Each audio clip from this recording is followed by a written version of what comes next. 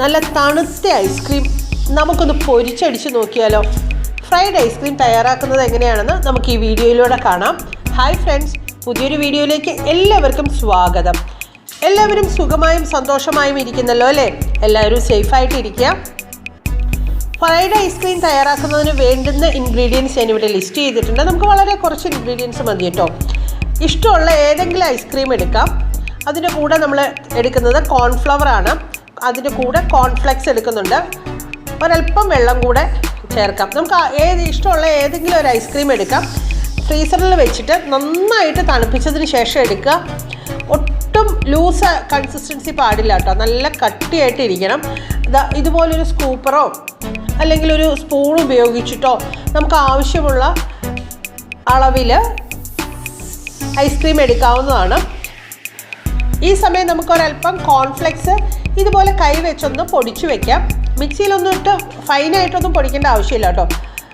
നമ്മൾ പൊടിച്ചു വെച്ചിരിക്കുന്ന കോൺഫ്ലെക്സിലേക്ക് നമുക്ക് ആവശ്യമുള്ള എമൗണ്ട് ഐസ്ക്രീം ഇതുപോലെ ഇട്ട് കൊടുക്കാം. അതിനുശേഷം ഈ കോൺഫ്ലെക്സ് വെച്ചിട്ട് ഒന്ന് കോട്ട് ചെയ്തെടുക്കാം. ഇതുപോലെ ഒന്ന് കോൺഫ്ലെക്സിലിട്ട് റോൾ ചെയ്ത് നമ്മൾ ഐസ്ക്രീം ഒരു ബോളിൻ്റെ ഷേപ്പിൽ ഉരുട്ടിയെടുക്കാം. കൈ വെച്ച് തന്നെ ഉരുട്ടിയെടുക്കാം. കാരണം ഒട്ടും മെൽറ്റ് ആവാതെ നല്ല കല്ല് പോലെ ആയിട്ടുള്ള ഐസ്ക്രീമാണ് നമ്മൾ എടുക്കുന്നതെങ്കിൽ ഇതുപോലെ നമുക്ക് കിട്ടും. ഇതുപോലെ ആവശ്യത്തിന് എത്ര എണ്ണം വേണമെന്നനുസരിച്ച് നമുക്ക് ഐസ്ക്രീം ബോൾസ് തയ്യാറാക്കി എടുക്കാം. ഒരേ അളവിൽ തന്നെ തയ്യാറാക്കിയെടുക്കാൻ ശ്രദ്ധിക്കുക കേട്ടോ. അപ്പം ഞാനിവിടെ ഒരു സ്കൂപ്പറാണ് ഉപയോഗിച്ചിരിക്കുന്നത്. ഒരു തവിയോ അല്ലെങ്കിൽ സ്പൂണോ ഉപയോഗിച്ച് വേണ്ട അളവ് നമുക്ക് എടുക്കാവുന്നതാണ്. കൈ വെച്ച് തന്നെ ഒന്ന് ഉരുട്ടിയെടുക്കാം. നമ്മൾ കോൺഫ്ലെക്സിൽ റോൾ ചെയ്തെടുക്കുമ്പോൾ തന്നെ കൈ വെച്ച് ബോളിൻ്റെ ഷേപ്പിലാക്കി എടുക്കാം. ഇനി നമ്മൾ ഈ ബോൾസ് എല്ലാം കൂടെ ഫ്രീസറിൽ വെച്ചിട്ട് ഒരു 3-4 മണിക്കൂർ ഒന്നുകൂടി ഒന്ന് സെറ്റ് ആക്കുന്നുണ്ട്. നമ്മൾ ചൂട് എണ്ണയിലേക്കിട്ട് ഫ്രൈ ചെയ്യുമ്പോൾ പെട്ടെന്ന് മെൽറ്റായി പോകരുത്. അതിനും കൂടെ വേണ്ടിയിട്ടാണ് നമ്മൾ ഫ്രീസറിൽ വെച്ച് വീണ്ടും തണുപ്പിച്ചെടുക്കുന്നത്. ഒരു 3-4 മണിക്കൂർ കഴിഞ്ഞ് കഴിയുമ്പോൾ ഞാനൊരു പാത്രത്തിലേക്ക് 1 കപ്പ് കോൺഫ്ലെക്സ് ഒന്ന് പൊടിച്ചെടുത്തിട്ടുണ്ട്. അതിലേക്ക് 2 ടേബിൾ സ്പൂൺ കോൺഫ്ലവർ കൂടെ ചേർത്ത് കൊടുത്തിട്ടുണ്ട്. കോൺഫ്ലവർ വേണമെന്നില്ല, വേണമെങ്കിൽ അത് ഒഴിവാക്കാം കേട്ടോ. മറ്റൊരു പാത്രത്തിൽ 4-5 ടേബിൾ സ്പൂൺ കോൺഫ്ലവർ എടുത്ത് വെള്ളം ഒഴിച്ചൊന്ന് കലക്കിയെടുക്കാം. ജസ്റ്റ് ഒരു കോട്ടിങ്ങിന് വേണ്ടിയിട്ടാണ്. ഒത്തിരി തിക്കായിട്ടുള്ള കൺസിസ്റ്റൻസി ഒന്നും വേണ്ട. ജസ്റ്റ് നല്ല ലൂസായിട്ട് തന്നെ നമുക്കത് കോൺഫ്ലവർ കലക്കിയെടുക്കാം. നമ്മൾ എടുത്ത് ഫ്രീസറിൽ വെച്ചിരുന്ന ഐസ്ക്രീം ബോൾസ് ഉണ്ടല്ലോ, അത് ഇതുപോലൊന്ന് കോൺഫ്ലവർ വെള്ളത്തിൽ കലക്കിയതിനകത്തിട്ടൊന്ന് ഇതുപോലെ ഒന്ന് ഡിപ്പ് ചെയ്തെടുക്കുക. അതിനുശേഷം നമ്മൾ പൊടിച്ചു വെച്ചിരിക്കുന്ന കോൺഫ്ലെക്സിൻ്റെ കൂട്ടിലേക്ക് ഇട്ട് കൊടുത്ത് ഒരു കോട്ടിങ് കൊടുത്തെടുക്കാം. പെട്ടെന്ന് തന്നെ ഇതങ്ങ് ചെയ്തെടുക്കാവുന്നതാണ്. അല്ല സമയം എടുക്കുന്നുണ്ടെങ്കിൽ നിങ്ങൾ തയ്യാറാക്കുന്ന ഓരോ ബോൾസും വീണ്ടും ഫ്രീസറിലേക്ക് വെക്കാം. നമുക്കിത് പെട്ടെന്ന് ചെയ്തെടുക്കാവുന്നതാണ് കേട്ടോ.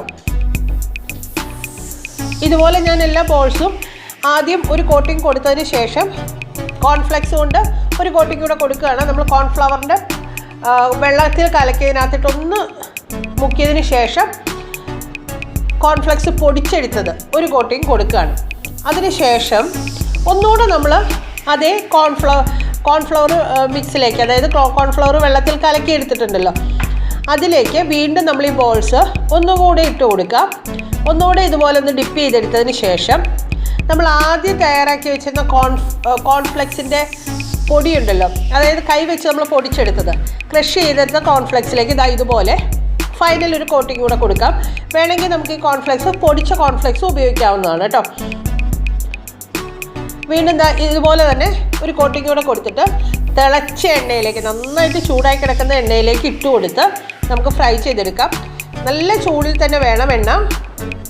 15 മുതൽ 30 സെക്കൻഡ് വരെയാണ് മാക്സിമം നമ്മൾ ഫ്രൈ ചെയ്യുന്നത്. അതിൽ കൂടുതൽ ഫ്രൈ ചെയ്താൽ ചിലപ്പോൾ അകത്തുള്ള ഐസ്ക്രീം മെൽറ്റായി പോകാനുള്ള സാധ്യതയുണ്ട്. പെട്ടെന്ന് തന്നെ നമുക്കത് ഫ്രൈ ചെയ്തെടുക്കാം. നമ്മൾ കോൺഫ്ലെക്സ് ആയതുകൊണ്ട് അത് അധികം കുക്ക് ചെയ്യേണ്ട കാര്യമൊന്നുമില്ല. ജസ്റ്റ് നമ്മൾ ആ വെള്ളത്തിൽ കലക്കിയ കോൺഫ്ലവർ മാത്രമേ ഉള്ളൂ വേവാനായിട്ട്. അപ്പോൾ അതുകൊണ്ട് പെട്ടെന്ന് തന്നെ നമുക്കിതുപോലെ കുക്ക് ചെയ്തെടുക്കാവുന്നതാണ്. അതിലേക്ക് ഇടുന്നതിന് തൊട്ട് മുമ്പ് നമ്മളതൊന്ന് കോട്ട് ചെയ്തെടുത്ത് അതിനകത്തേക്ക് ഇട്ട് കൊടുത്താൽ മതി. നമ്മൾ ബോൾസ് തയ്യാറാക്കുന്ന ഫ്രീസറിൽ കീപ്പ് ചെയ്യുക. ഫൈനൽ സ്റ്റേജ് മാത്രം പെട്ടെന്ന് ചെയ്ത് നമുക്ക് ചൂടായ എണ്ണയിലേക്ക് ഇട്ട് കൊടുത്ത് വറുത്തെടുക്കാവുന്നതാണ്. അപ്പോൾ നമ്മുടെ ഫ്രൈഡ് ഐസ്ക്രീം തയ്യാറായി കഴിഞ്ഞു.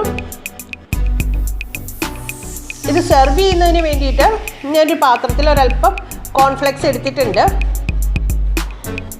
ഇതിലേക്ക് നമ്മൾ ഫ്രൈ ചെയ്തെടുത്ത ഐസ്ക്രീം ബോൾ വെച്ച് കൊടുക്കുകയാണ്. നമുക്ക് ചോക്ലേറ്റ് സിറപ്പ് കൊണ്ട് ഇതുപോലൊന്ന് ചോക്ലേറ്റ് സിറപ്പ് ഒഴിച്ചു കൊടുത്തതിന് ശേഷം സെർവ് ചെയ്യാവുന്നതാണ്. ചൂടോടെ തന്നെ സെർവ് ചെയ്യാൻ ശ്രദ്ധിക്കുക. നമ്മൾ ഈ ചോക്ലേറ്റ് സിറപ്പും ഹോം മെയ്ഡാണ്, വീട്ടിൽ തന്നെ തയ്യാറാക്കിയതാണ്. അതെങ്ങനെയാണ് തയ്യാറാക്കുന്നത് നമുക്ക് മറ്റൊരു വീഡിയോയിൽ കാണാം. നമ്മുടെ ഫ്രൈഡ് ഐസ്ക്രീം ഒന്ന് കട്ട് ചെയ്ത് നോക്കാം. ജസ്റ്റ് ഐസ്ക്രീം ഒന്ന് മെൽറ്റ് ആവാനായിട്ട് തുടങ്ങിയിട്ടുണ്ട്, എന്നാലും ഒത്തിരി അങ്ങ് ലൂസായിട്ടൊന്നും പോയിട്ടില്ല. കാരണം ഞാൻ ഫോട്ടോ എടുക്കാനുള്ള താമസം വന്നതുകൊണ്ടാണ്. പെട്ടെന്ന് തന്നെ ചൂടോടെ തന്നെ നമുക്ക് സെർവ് ചെയ്യാം. അപ്പോൾ എല്ലാവരും ഇതൊന്ന് ട്രൈ ചെയ്ത് നോക്കണേ.